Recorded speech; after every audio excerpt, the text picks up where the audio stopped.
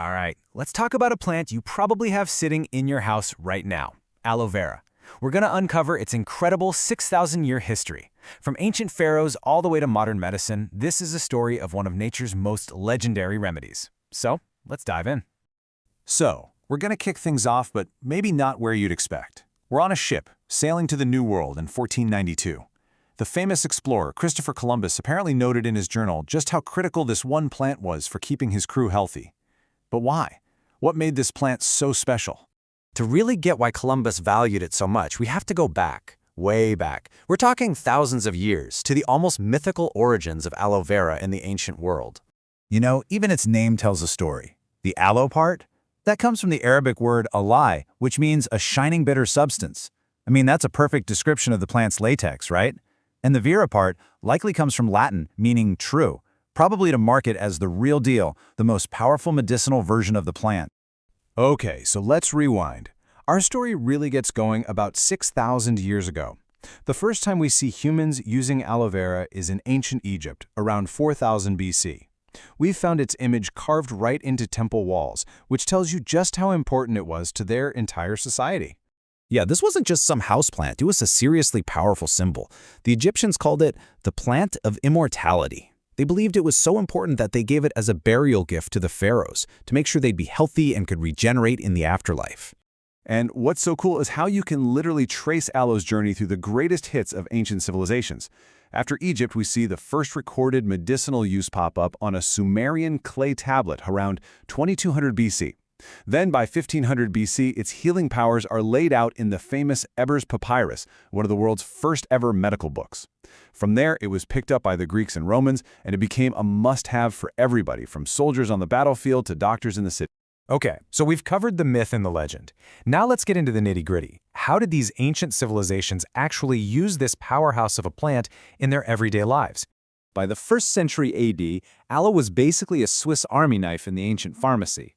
A Greek doctor named Dioscorides actually wrote down 19 different uses for it in his major medical text, De Materia Medica. And he wasn't the only one. The Roman philosopher Pliny the Elder was also a huge fan, praising all its different uses. And here's something really important that they figured out, a key distinction we still use today.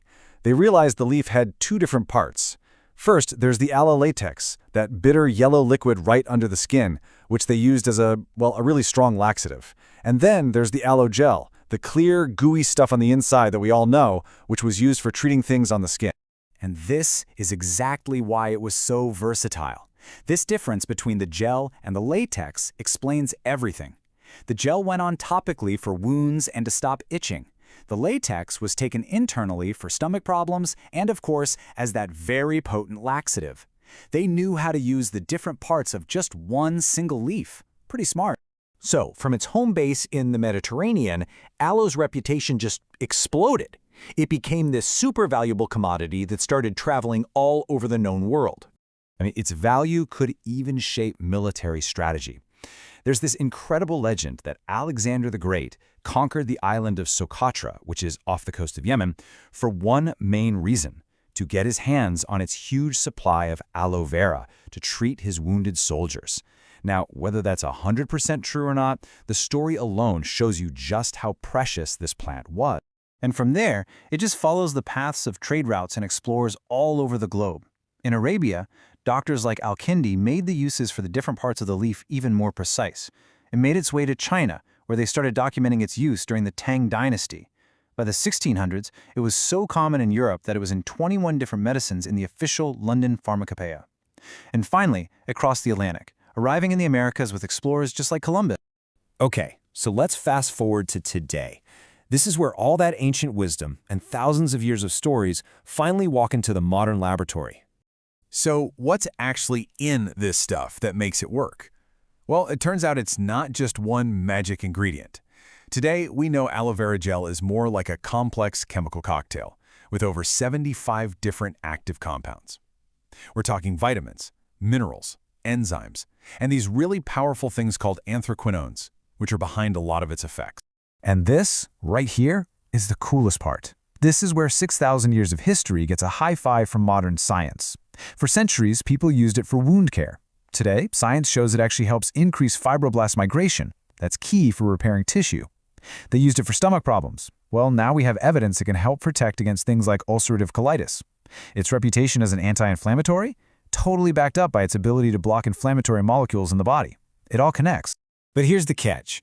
Getting all these benefits today isn't as simple as just snipping off a leaf from the plant on your windowsill. It's a science. To make sure commercial products actually work, the harvested leaves have to be processed really carefully, and within about 48 hours. If you wait any longer, the plant starts to lose its power and can get contaminated.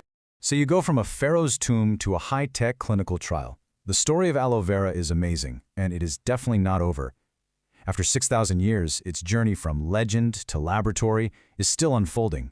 It really makes you wonder, what secrets does the Plant of Immortality still have left to show us?